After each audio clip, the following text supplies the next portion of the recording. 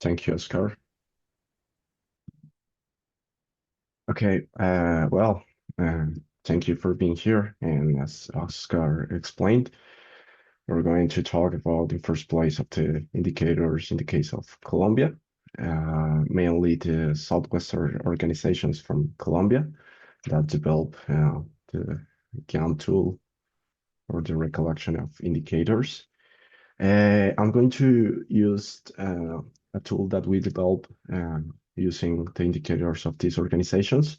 You can go in this link and access to the graphics that I'm going to be using in the presentation, and you can actually interact with them and filter per organizations and regions. And actually, it's something we've been working.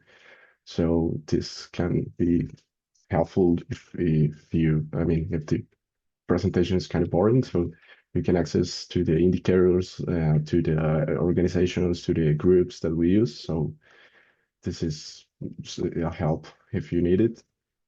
So in first place, as context, we use the case of two organizations in southwestern Colombia that, as a quick context, is a region, a really complicated region with mostly rural population, mainly peasant and farmers, but also indigenous and African Colombian population. So also we have the presence of illegal economies such as coke and drug production. Also, the presence of over 9 armed groups, and this makes like a very complicated context. But we used the example of Cosurca, which is an organization mainly focused on organic production of coffee, and is divided on 11 organizations into their municipalities. In this case, we use Aspro Alboa and Asprosi. You can see here in the map, actually in the link, you can like filter the map and as you want. And also the organization CIMA. CIMA has presence in most of southwestern Colombia. In this case, we use Nariño, which is this region in the south, and ACDH from Huila, another region more in the central region of southwestern Colombia. This just as context. As I mentioned, these organizations contribute to peace building into high rurality, but also complexity, social, political, and even into conflict regions. So it was interesting to get into their priorities in peace building, but also their methodologies into peace building. Well, in first place, we used as indicators the objectives of the organizations, but also the methodologies that they use to give these indicators. This allowed us to make a comparison and how, for example, they are contributing to peace building into their different ways. CIMA is an organization more focused into political and social issues. So we can see here into the approach of the objectives of this organization that they here in CIMA and ACDH, they're more concerned about food sovereignty. Yeah, this is actually very important for rural communities in southwestern Colombia, but also about conflict. Uh, in contrast, we can see that COSURC organizations are more focused into solidarity economy. Solidarity economy is like the main concept on COSURC organizations. So this is interesting in how they build peace building into social problems, but also into economical problems in complicated contexts. Into their methodologies, in the case of COSURC organizations, also focus more uh, into differential approaches and also community trading, but the CIMA organizations are more focused, interestingly, in agroecological production. That is important for COSURC organizations, but it's even if it's actually the main production for these organizations, but it's not their main methodology for peace building, but we can see that actually have like very similar methodologies to peace building and actually not that different into this context. Also into the we could get into the approaches that they perceive as threats to the peace, but also the approaches of the indicators that they perceive as peace building. In this case, we can see like more difference at the approach into both organizations. For the case of the Surk organizations, Asprosi and Asproalboa leadership is very important, but also food sustainability in the case of Asproalboa, but also CIMA and ACDH. It's important to as context that Colombia is one of the countries in South America with biggest problems into food access. So for rural communities, the food access, but also the sustainability of this is a very important concern. So in this case, it's actually very important for all, not for us Prosi maybe, but for most organizations. And we can see that food access and food crops managing is important for all these organizations, mainly confirmed by peasants. Also, it's interesting as community, family, and everyday life is important for organizations like Esprosi and CIMA, but also the security and absence of conflict is more important for the COSURC organizations that are located into Cauca, which is like the most problematic region into conflict in southwestern Colombia. It's the main region into minor recruitment for armed groups, for example. So this makes sense when you can see like the concern about security into these organizations. Uh, so until this point, we can see that it's very interesting to the use of the indicators to compare a whole region, but into different ways of peace building. Also, it's interesting about how they perceive the threats to the peace into indicators that, as we can see, affect differently uh, each single organization and each single region. For example, ACDH from Huila has a bigger problem.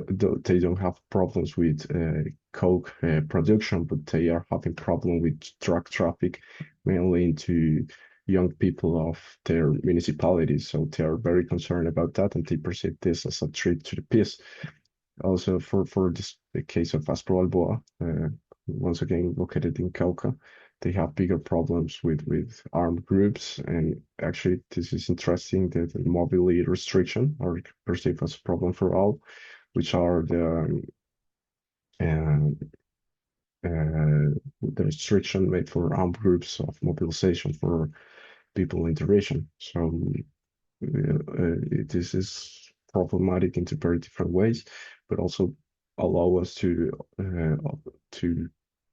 difference how conflict affects different areas into like a big region. And now going into the uh, indicators, we could divide them into autonomy and territorial sovereignty, community, family and daily life, food and sustainability, leadership and social organization, and security and absence of violence.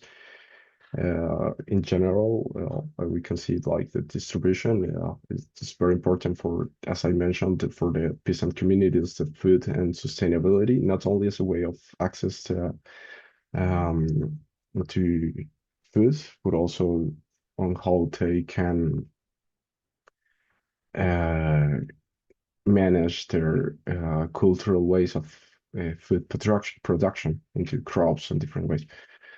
As a very quick context, we can difference how, in the case of SIM organizations, their indicators are more focused on community and daily life. As I mentioned, they are not necessarily focused into production or they're more into political and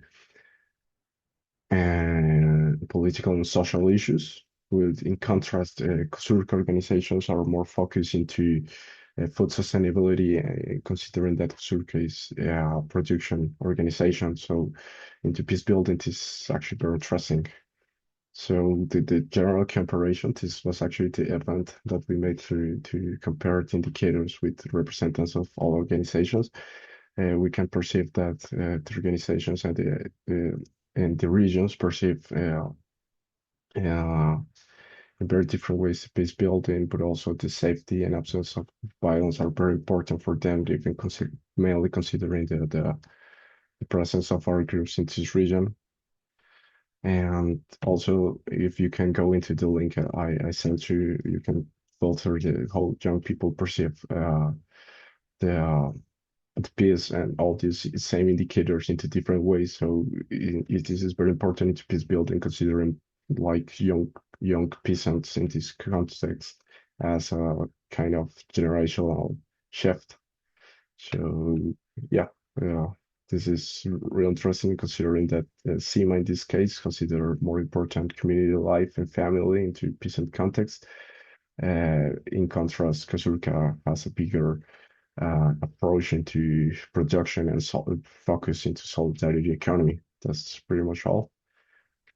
So thank you. Thank you, Daniel. So great to see the work that you are doing on the south of Colombia. And this is something really inspiring for all. I'm going to pass this time the participation to Walid, who is going to share some insights of also different indicators and experience around the Ground Accountability Model to share with you all. So, Walid, please uh, go ahead.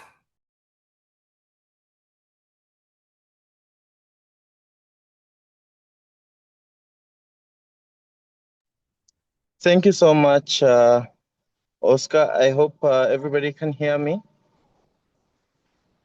Yes, we can hear you. Thank you so much. I should be able to send the presentation to be shared. I'm currently somewhere in Tana River. So my name is Walid Kasim. I work for an organization in Kenya called Muslims for Human Rights, Muhuri. We are actually based in coastal part of Kenya. Kenya is located in East Africa, and we are based at the coastal part of Kenya, northeastern part of Kenya. We border Somalia. So I'm going to just give a brief of some of the indicators and the conflict drivers that we work with or that have driven part of our work. Our interaction with GAM came about over 2 years ago when we were working on a program called GISRA, for those who know it, Joint Initiative for Strategic Religious Action.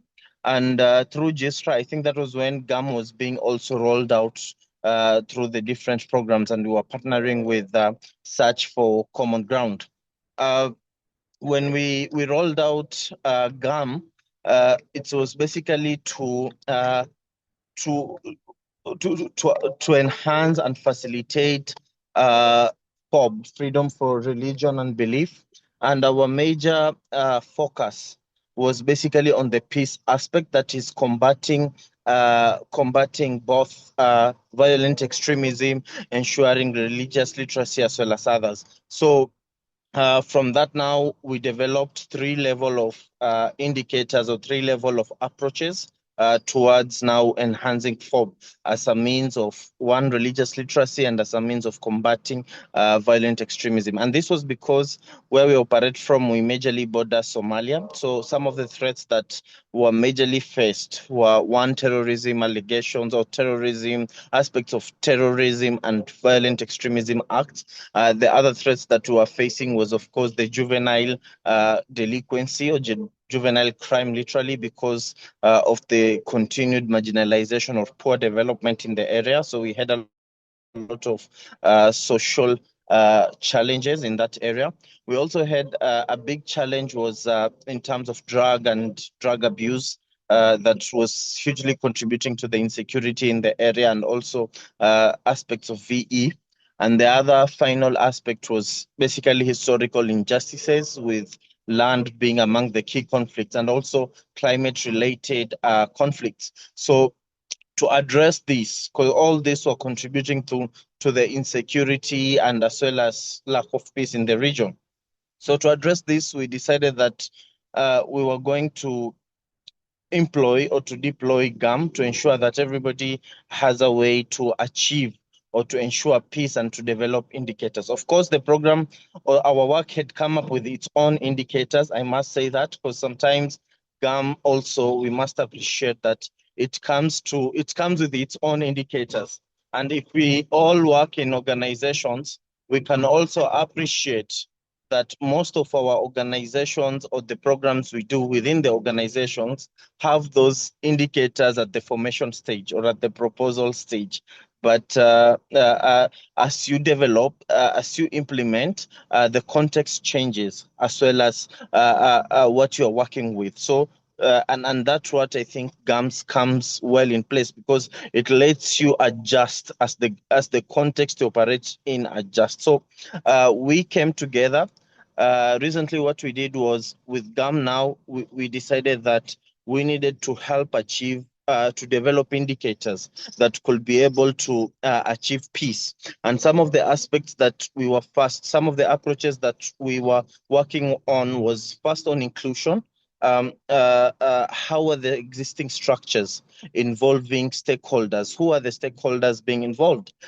For those familiar with Kenya and generally Africa, we have a lot of cultural, religious, and all and religious control in some of the activities or measures that we work with, and this is where now inclusion came on board. That we had religious places, we had cultural spaces that key social groups, such as women, children, youths, who are literally the majority in the community are not involved or do not speak. We had issues such as involvement, an approach towards involvement and participation in decision making. And this is where came challenges to do with stakeholders are making decisions for you and you're not part of it. So how do we generate indicators that at the end of the day will counter this type of challenges? And then we also had indicators or approaches aimed at addressing challenges around generally resource mobilization. If we are going to set up mechanisms and systems, how are they going to be sustained? How are they going to operate? For example, this we are having the last COP of 2025. Of course, we expect to continue in 2026. So that can be an indicator on how can we continue to sustain, for example, the GAM community of practice and all that. So we developed some key indicators based on these challenges, that is inclusion, participation, as well as involvement and also resource mobilization that we thought will be able to address most of the challenges within the context that we were operating in. So some of the indicators, if I'm to list them, I should be able to, once I am in, let me say, safer area to access my laptop, I should be able to share the presentation with all of you.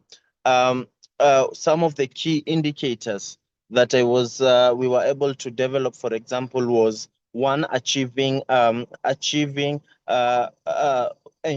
that both women, children, and youths, as well as elders, are able to be involved in decision-making processes in peace efforts. So this was something that if a government official comes, they interact with, for example, they interact with the elders, and that's it, or the elderly men in a society. But the most troublesome or the most perceived problem would be juvenile delinquency. So how are you going to solve juvenile gangs and you're not involving the youths or the children themselves or the teenagers themselves? So that was one way we set up the indicators. we have been, I must say, we have been able to, that has been able to guide us a lot. We have been able to achieve that. So now we have women, we are having youth all involved in the processes. The other thing was on resources. And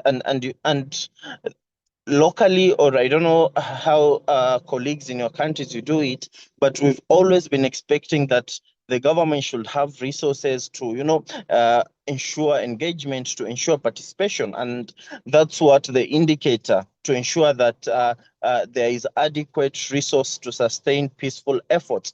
And in terms of resources, we meant both human, financial, and technical resources. And now we've been able to, under that, we've been able to map out different participants, different stakeholders that have been able to come on board and ensure that, somebody can generate, for starters, can support the virtual platform such as Zoom in continuous engagement. Somebody else can support meetings. Somebody else can bring venues. And now you can get that we are having sustainable committees or sustainable interventions in these counties that are able to build towards peace. The other aspect was participation.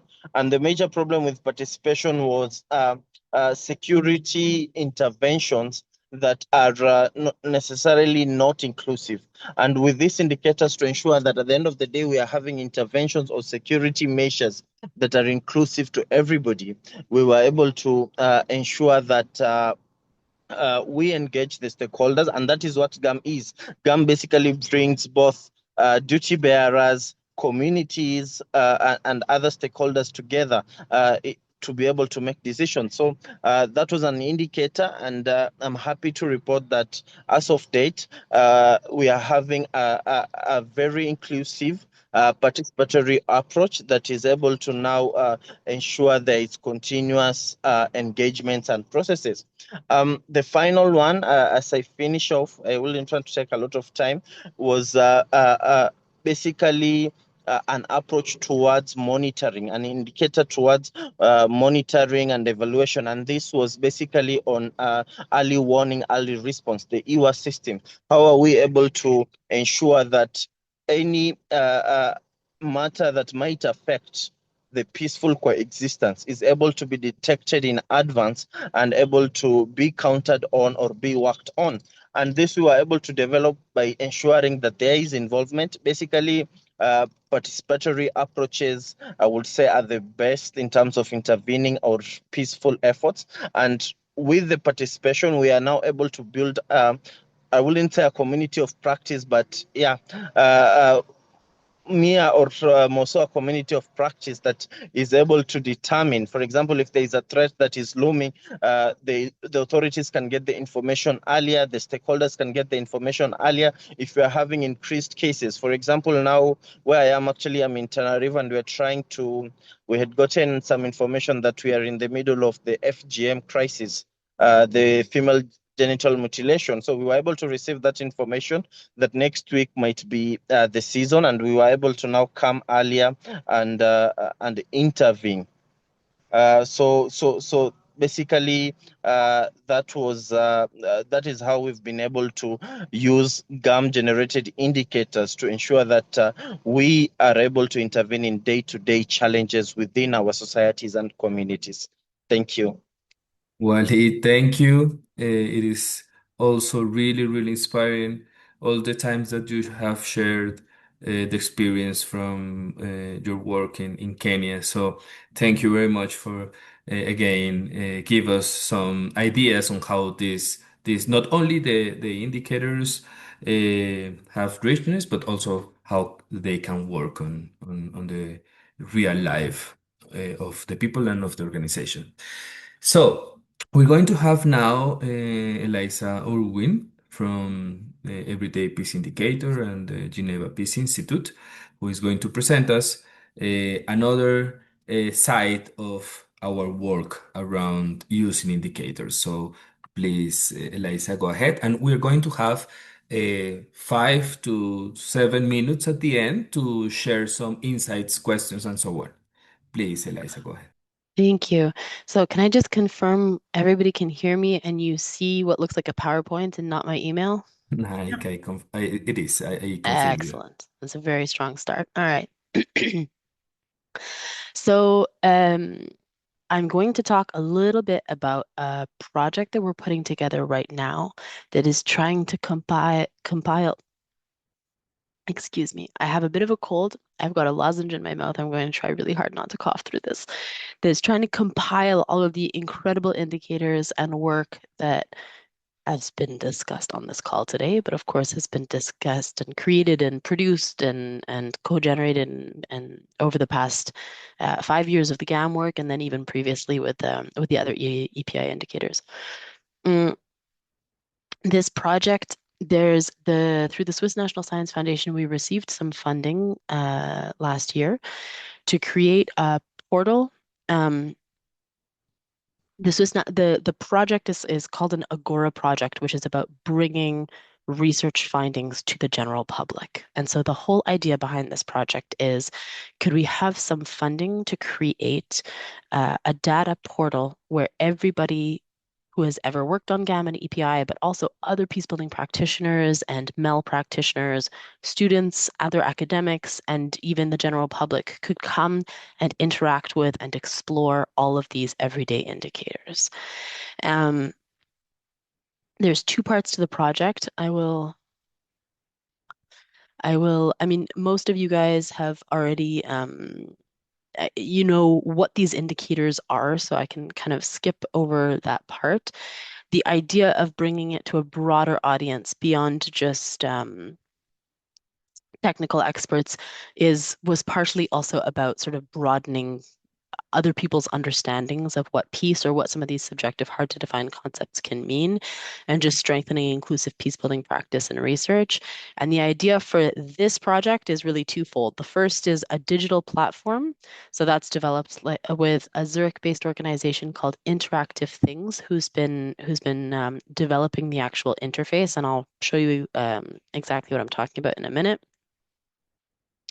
The platform is originally it was just going to be the sort of 20,000 everyday peace indicators that have been collected by EPI over the years. But I was absolutely thrilled that Search for Common Ground said that they would also be happy to share the GAM indicators. And so we already have, and again, I'll show you what indicators I have so far. But I will add to that that I have been receiving emails on a regular basis from others around the world who are interested um, in sharing indicators from projects that I didn't even know about. So it's kind of expanding as we move along. And not just the indicators themselves, but indicators that are also, tagged with geography. Some of the categories, again, I'll kind of go over the metadata in a minute, and any of the other material that we developed throughout all of this research. Um, the photos, videos, there's a lot of other work that has been carried out and a lot of other data that has been collected throughout all of this research over the years. And this is meant to be a public resource and a research tool, um, and a tool for, I mean, like we've all heard today, these indicators can be used for so many things, for design, for evaluation, for monitoring, for learning, for research, etc. And also for any curious soul that wants to understand what, maybe peace indicators look like on the Kenyan-Somali border as compared to Cauca. So, um, the second part of this project is a set of public exhibitions, and that is where we would like to sort of socialize this portal. So we're going to have a couple of events here in Switzerland so there's a Geneva Peace Week that brings in thousands of peace practitioners every year to Geneva. So we're going to have an exhibit at the Geneva Peace Week in 2026. As well as at UN Open Days, which is to also bring the idea is really to socialize everyday indicators on this particular form of participatory methodology and all of the indicators that have been collected to a broad audience of people who are already engaged in peace-related work. And we'd like to make it interactive and allow visitors to add their own indicators and try and get it to be an a participatory exhibit as well. So one of the things, there's been two efforts simultaneously since the start of this project. One is just organizing all of the indicators that we have. And the second one, which has been led by our partners in Zurich Interactive Things, has been sort of designing the experience, the portal, or how the data is going to be viewed and interacted with by anybody who uses this portal. So we started with and by the way, I should mention that Michela from Interactive Things has joined us on this call today. So we have our partner here today with us. So from EPI, we have 9 countries that we collected indicators, and there are slightly over about 19,500 indicators. And so we've collected all of the countries and documents with all of the indicators. And as you can see on the left, we've also been going through and just getting a sense of, for every country, I mean, this is not a particularly well-designed slide, but for every country, each of the locations, each of the concepts, the numbers of indicators, the project dates, etc. For GAM, this is an exhaustive list of the countries that we have received indicators for, and I believe that there are more. So I wanted to also use this opportunity and this call to say that if there are other GAM indicators, if there are other GAM indicators, I would, yeah, I'd be very interested in knowing about them and knowing where to find them. Because this call was about, or today's conversation is about indicators, I also wanted to just give people a bit of a preview, so you can get a sense of what you're going to be able to explore on the portal. For those of you who are joining this call via a phone, I can read some of these out so you can get a sense of this. So I just put a snapshot in from Afghanistan with the caveat that these were collected before the Taliban took power. We don't see masked people in our village. We don't observe Taliban in our village. Boys study in the same classroom with us. We hear from the schoolgirls that they play volleyball at school. These are peace indicators. Our men attend funerals of the Afghan National Army. We play music in wedding ceremonies. We see that many midwives are graduating from institutes. From Afghanistan, we have about 1,827 indicators. From Bosnia and Herzegovina, here in the Afghanistan ones, you can see we really collected, we had the indicators, we had the location, and we had the votes, and that was about it.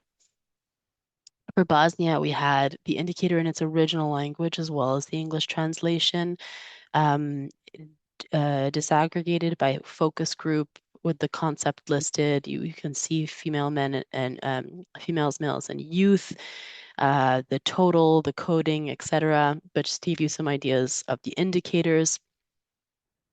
There are no Herzog Bosna flags in Mostar. People are informed about the rules for the removal of bulky, I think that's about waste disposal. Tenants do not throw garbage off their balconies. This, by the way, is not peace, but the concept of life together. The words we and them are not used when one talks about something. Um, their roads are not full of holes in Boulevard and Cernica. More trash bins exist in Boulevard and Cernica. So I'm just going through to give you guys a little bit of a sense of the different types of things where, I mean, maybe this is, I'm not gonna, I'm hoping that people can perhaps read this one because I can read a couple of them. So this is for Colombia. Colombia, I mean, Colombia has over 7,000 indicators. We have an enormous, yeah, that's right, Oscar. So here again, you can see the department, the municipality, the community, the indicators, the concept. We have lots of information about that, about this. This might, so I'm going to translate what I can translate. I can see we have drinkable water as part of an indicator of peace. Sorry, hold.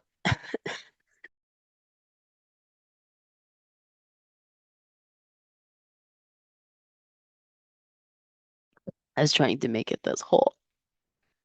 call without coughing. I can see there's sexual and reproductive education in rural zones of a specific place. We have these indicators that are incredibly diverse and incredibly specific, and you see this wonderful contrast space between the indicators in these different locations. These are all from San Onofre, from in Sucre. So there is softball equipment. I like it. Bosnia also had an enormous number. I think we have Julianne on the call. I can't remember off the top of my head, but it's something like 4,000 indicators from Bosnia as well. We had Sri, about, hi, oh, Eliza. thank you. Yeah, jump in. Voted in around 2,000. Okay. Gathered around 4,000, yeah. Okay. And then this is Sri Lanka, where again we have categories and subcategories and communities, clusters, different different sort of metadata. And we can see again very different. This was for the concept of reconciliation. Kalmunai vendors bring fish to Indra Sarapura village. People of Indra Sarapura are not wronged by Sinhalese shops in Ampara town. Everyone gathers when there's a funeral in Indra Sarapura. The richness and diversity, it's been such a pleasure going through all of these and getting these wonderful narrative insights into peace and reconciliation and living together and around the world. And then we started receiving them for different GAM projects. So I put a snippet from the GAM project from DRC. There was, I thought it was really interesting. It wasn't men and women. It was groups of fathers and groups of women.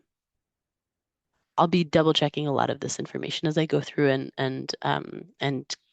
clean all the data to make sure that I've understood all of this correctly. But that's certainly what it says under the FGDs. Here with the GAM, there's another sort of interesting piece of metadata is that everything's linked to the Peace Impact Framework themes. And we have indicators like we have a French translator on this. So, certaines motards de quartier Lac Vert devraient être identifiés pour réduire l'insécurité. L'afflux de population a conduit à la disparition progressive des ressources naturelles. Le gouvernement de plusieurs groupes armés, notamment des soldats. And then it lists the different armed groups. Les concessions vides au quartier Lac Vert créent l'insécurité où les bandits opèrent facilement. So these seem to be indicators of insecurity. So we're going through all of these indicators now and trying to make sure that everything is functionally in an Excel file and that we understand exactly what data exists and that it's confirmed and that we understand what metadata exists as well. We also wanted to make sure that we understood how people would want to use this portal. So we created a survey, and if anybody has not yet done the survey, I highly encourage you, and I will stick the link when we go to Q&A into the chat, to ask people how they would essentially use these so that we can design it to end user needs. And I'm going to show you very briefly just the basic concept that Interactive Things has been working on, which is a portal. I really like, there's just this image that they've developed of a dandelion. So we were trying to think of visually what could each of these indicators be represented by, and they came up with this dandelion seed. And so the portal is going to be a space where you can explore freely or have a guided exploration of all of the indicators. And there was really only two things here I wanted to show you. It's not yet ready to sort of, unfortunately, take people through a prototype yet, but I wanted to provide just a couple of snapshots. And bear in mind, even some of the things that you see here are not final design. but the general idea of the dandelion and a few general ideas, i.e. that along the top here, you can see you'll be able to search for indicators by country or by location, because that's one piece of metadata that we have for all of them. And that we're exploring a different, basically an AI search filter that allows you to search for specific things as well. There was one sort of example of this that they provided, which is, so if you were to select, for example, crime as a keyword, it would extract the indicators that that are associated with that, and all of a sudden, instead of some of the data is missing here, all of a sudden, instead of 20,000 indicators, you have 2,000 indicators that you can again parse out by country and so on. Again, we're still in the design phase, so none of this is finalized yet. In addition to making sure that all of the data is sort of clean and uploadable, I also need to make sure that everybody is willing to share it, that it is okay to put on a public portal, that none of the locations need to be anonymized, and a few other things on the data side of things. And I'm still in the process of collecting indicators because I'm still learning about new indicators that exist all the time. And then finally, working closely with Interactive Things just to make sure that the design meets the needs. So I would love to hear from anybody if they have thoughts about, interacting with a portal that contains all of these indicators and what they might want to use it for, or what their design or use needs might be. And of course, to answer any questions about the project. Thank you. Amazing, Eliza. Thank you very much for sharing with us the new develops of our Agora project that hopefully next year is going to be able to everyone that wants to navigate on it on the different indicators. So we have some minutes to have some final insights. I know that there is at least one person who wants to share some of the indicators of his country, his communities. It would be amazing if you can jump in now. Any one of you that want to share some of your indicators, some of your experience. We have some minutes for that. Also, we can start collecting questions. I just raised my hand. Thank you, Oscar, for hosting this meeting, and Danielle and Walid for sharing your experience. Eliza, the website is looking amazing. I really like the dandelion images, and I think it's going to be such a rich and powerful resource and tool for our whole field. So thank you for your work on leading that. And of course, I encourage everyone else who can share their indicators to do so. I actually invited someone from our team, Samah, who I think is still here, to share a little bit about a process that we've been going through that is kind of an adaptation of how we approach GAM across dozens of countries and some of the insights that are already coming out from it, which is super interesting. Samah, are you able to share just a little bit? Yes, of course. Thank you so much, Rachel. And hi, everyone. My name is Samah, and I work with the Search for Common Ground. So recently, we have started a broader data collection, and it's part of that exercise is within the GAM approach. It doesn't mean, or I want to emphasize first of all that this approach does not mean eliminating or replacing the in-person engagement as per the GAM approach itself. We all know that the in-person and the qualitative conversation are still essential and have high values and benefits, but the wider data collection is simply something like a starting point. It helps people to begin reflecting ahead of time and allows us and everyone to arrive at the in-person workshops or events more operated. So it's especially important in contexts where communities can only meet for a short time or where people are traveling from multiple locations and it's not easy to gather people physically at the same place at the same time. So throughout that process where we are trying to use it as a starting point before going deeper to the GAM physical or in-person conversations. Our team spent a lot of time thinking about specific questions or phrases to be included in that broader data collection in a way that is sensitive, especially for people living in deep conflict. So the aim was to create safe and open entry point again into what matters most to people in those communities and in those conflict settings. And more importantly, what matters to them in their daily life.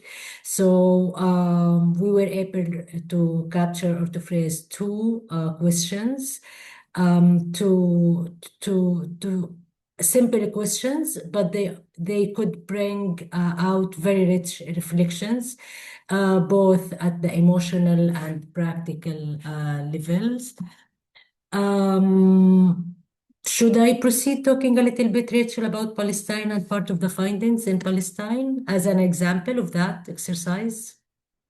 I think that would be great. Just Yeah. sharing a little bit of what came out of it. And I'll actually put the questions into the chat so everyone can see what it was that we asked. Yeah, thank you. I see that. Thank you so much. So in Palestine, for example, it's one of the countries where we are doing that data collection exercise. We have realized that people, as per the questions added in the chat, people don't describe peace in its abstract political terms, but more they describe peace as the return of a normal, safe, stable daily life. In Gaza and West Bank, there were like significant differences between people and in the way how they responded to those two different questions. So in Gaza, for example, people talk more about peace as an end of violence and a return to their physical safety. They describe very basic hopes, quiet nights, no bombing, no shelling, the ability to stay alive, and knowing their families are protected. They also talk a little bit about rebuilding their homes, many other things, very basic things, all under survival and rebuilding mode. While in the West Bank, for example, people wanted safety also, but they frame peace more around political rights, better governance in their daily lives. And there is less focus on destruction and the physical safety itself.